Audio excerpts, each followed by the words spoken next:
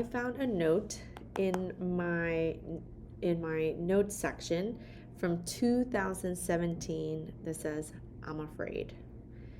I'm afraid that I won't have enough patience.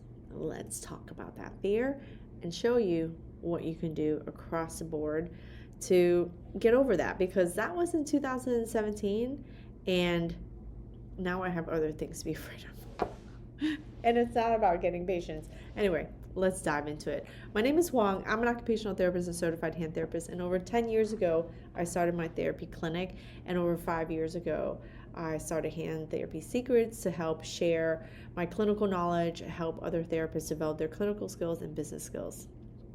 And this is the business edition.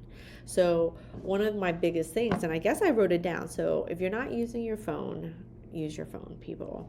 We all have them. I have an Apple, and so I have the app, the Notes app, right? The Notes app, and on there sometimes if I'm on the go, I'll kind of journal in this versus like in my notebook. And I was never a journaling girl, but I started to write down a couple of things, and I guess it remembered as I was looking through here for whatever random reason. This shit, let me tell you, goes all the way to 2013. I can't believe it. But as I was scrolling in it, I found the note from 2017, and it had to do with like some of my biggest fears. And one of my biggest fears was not getting enough patients, not getting any patients, because I was starting at that time. I had started my clinic over 10 years ago, but my first 2 years when I started, I was so into knocking on doctors' doors, into trying to get in network with insurances. And there's absolutely nothing wrong with it. I have really great relationships with the surgeons that I work with, and I think that if you have an opportunity, it's a great way to get started. But there's a saying that goes, just because you started that way doesn't mean you have to keep going that way. And so it was around that time, probably a little bit before, that I started to pivot where my business was going. I didn't feel that just knocking on these doctors' doors was really going to be the thing that was going to help propel my business. And I guess I wrote that shit down, because there it is, my whole note to myself, what I was afraid of. And one of my biggest things was I was afraid that I wasn't going to get enough patients. Once you get over that fear, once you start working on that fear, it unlocks other ones. Like, will they pay? But we'll do two separate topics. So how did I start? How did I start getting it? One of the biggest things that I started doing was really focusing on improving my marketing skills. You're going to find so many free videos. You're going to find lots of how-tos everywhere. I have them. Other people have them. But so much of it is practice, and it's about finding who that person you want to help you. I have so many different marketing books. I listen to different podcasts. I've joined different various coaching programs. They're all going to help you, but the biggest thing is about practicing, and it's about having some sort of accountability of getting that stuff done. Sometimes some of the bigger programs, they have people who it's gotten so big that they don't really run a lot of their stuff anymore. They have a lot of their stuff, which is really wonderful and great. But sometimes it can lose a certain amount of the intimacy of having somebody who's doing what you're doing really help you. And so, what was my soapbox? What was I talking about? Okay, so one of the things that's really important is, regardless of who you go with, really just think about how can you focus on how to market better. So marketing is a really big umbrella, right? One of the biggest things to do is to start writing. Now, with the avid approach of AI there, I think one of the things that's going to happen is people are going to lose their ability to write. The AI will only generate for you what you're able to put in, right?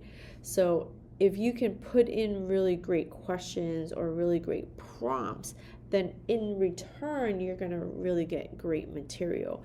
But if you put in very generic stuff, you're going to get generic stuff back. So I think that when it comes to marketing, you still need to sit there and really practice the art of writing, and because in the writing, it's going to help you explore how you're thinking about your perfect patient, how you're going to talk to them, the things that you want to share with them that are going to be most important, most impactful, most valuable for them.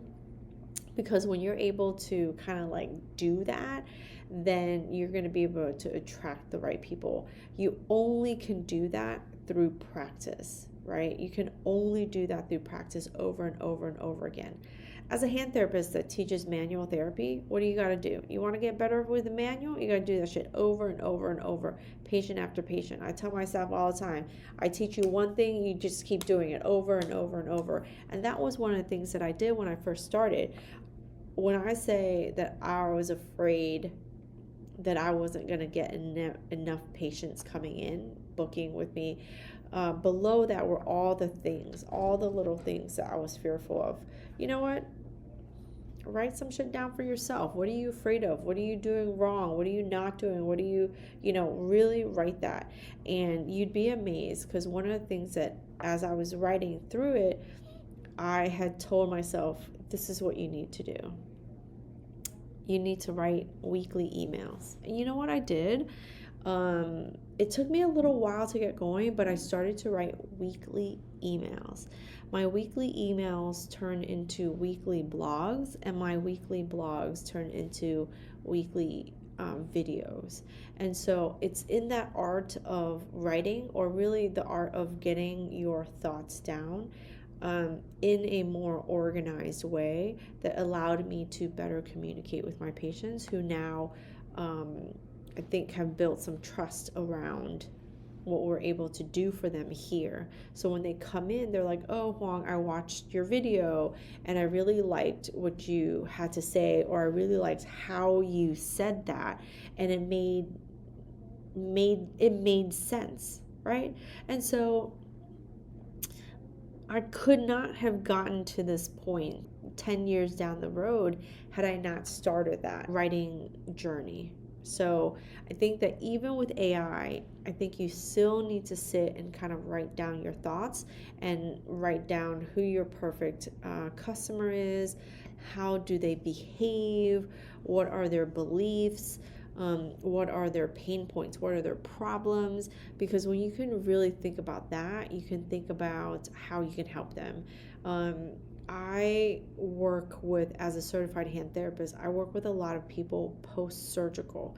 And so certain people post-surgical, what they do is they don't always make their own decisions.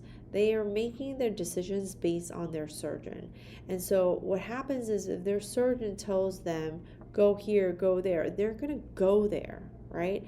And it's only when they're unhappy that they might research and look for other people. There's some surgeons that they'll always refer to their own clinic no matter what. There are going to be some surgeons that they just have really big egos, and they kind of inherently, they will never say it to your face, but they kind of inherently want you to kiss their ass, because they've always had therapists kiss their ass. So they don't know how to act any other way, right? So they're going to want you to behave a certain way in order to do the tit for tat shit. I cannot stand that crap.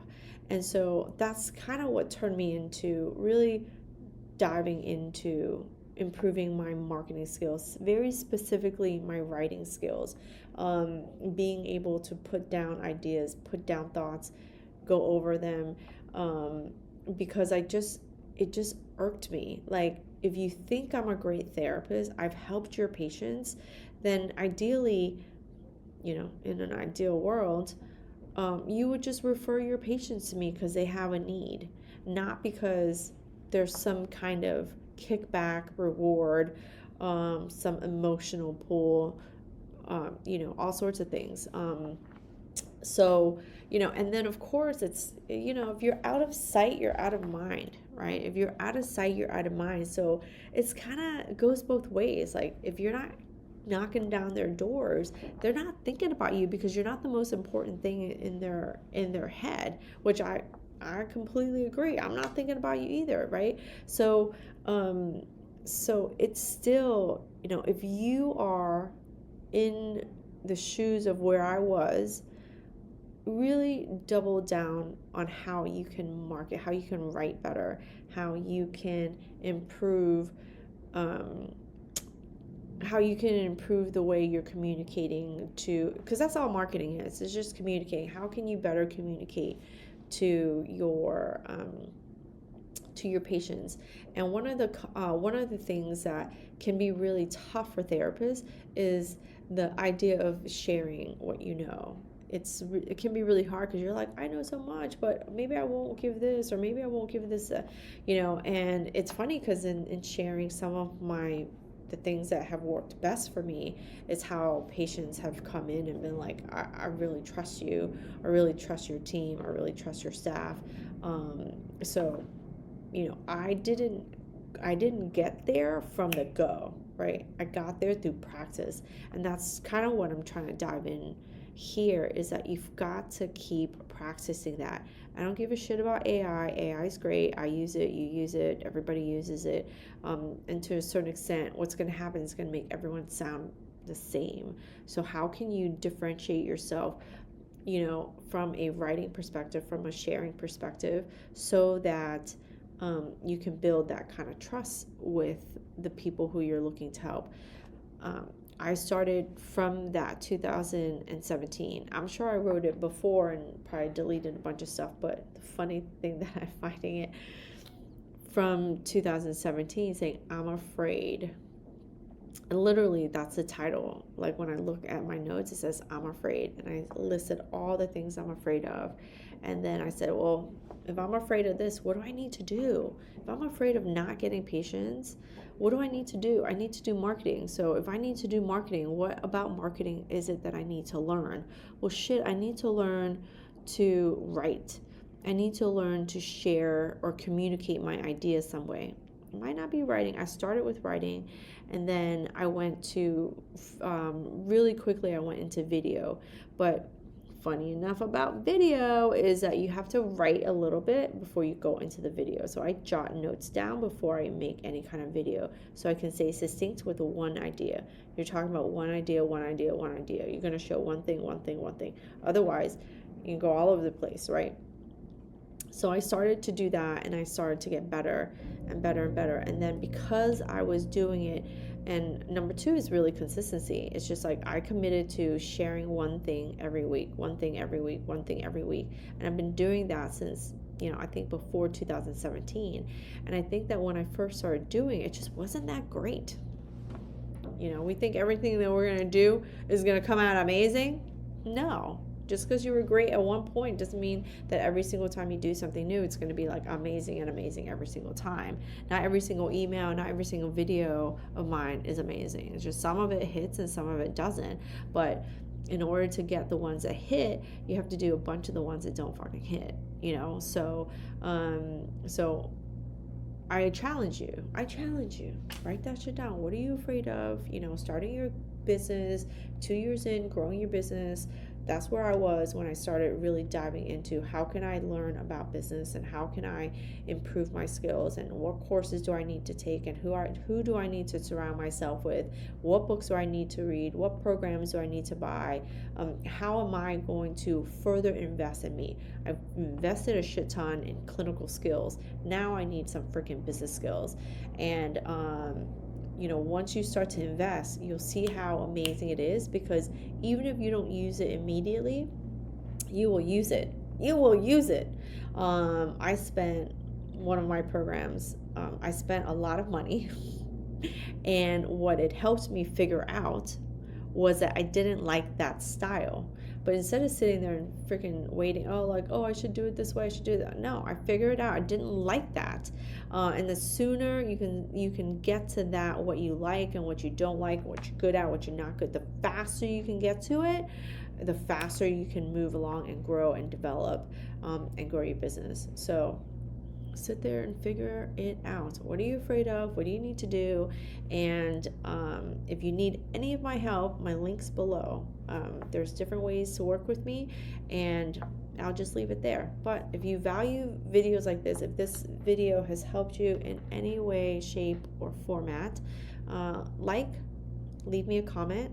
Any follow-up questions, any thoughts on this, leave me a comment, and then subscribe to my videos. All right, thanks. Until next time, I'll talk to you later.